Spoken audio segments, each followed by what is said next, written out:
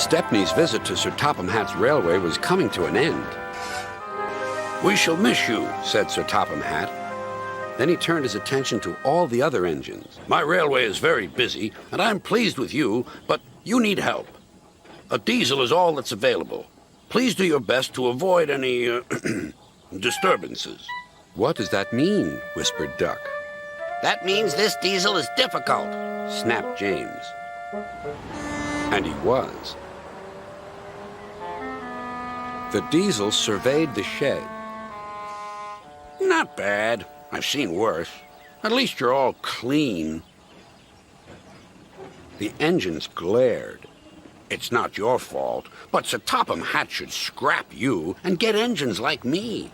A fill of oil, a touch on the starter, and I'm off. No bother, no waiting. They have to fuss round you for hours before you're ready." The engines were furious. Next morning, they held an indignation meeting round the turntable. "Disgraceful. disgusting, Despicable. To say such things to us," cried Donald and Douglas.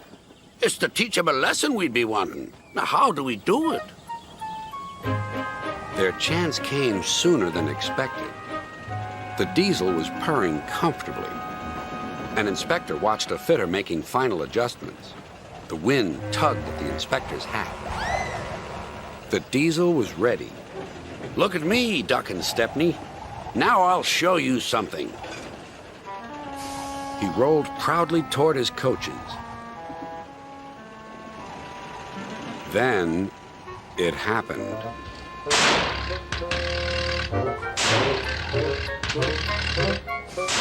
Shaking and spluttering, the diesel stopped. Meanwhile, the inspector was looking for his hat. The diesel seethed with fury as Duck and Stepney pushed him back to the shed. "My hat!" exclaimed the inspector. "You've sucked it through your air intake." "Bother your hat. The heavy train's due out. You'll have to take it, Duck.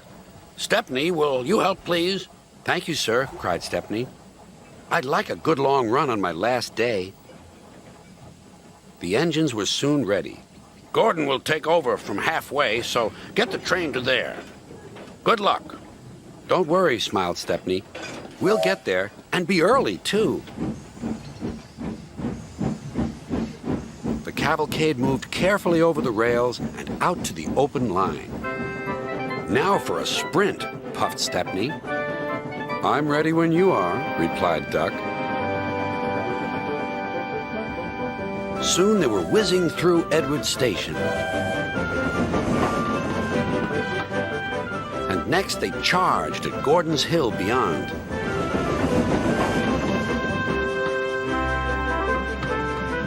They felt the drag of the heavy coaches here. It was hard work.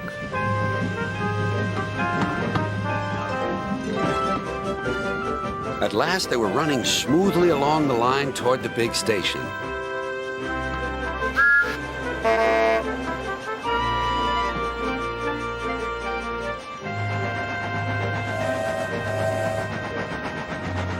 "Hello, you're early," said Gordon. "That's one in the headlamp for old Diesel. James says he's sick as boiler sludge and sulking in the shed. Serves him right for saying we're out of date." And Gordon chortled away. Next day, everyone came to say goodbye to Stepney. "Come back and see us soon," whistled the engines. "And you are always welcome on my Bluebell Railway, too," replied Stepney. Then he puffed away. And what about Diesel? He'd slipped out while no one was looking.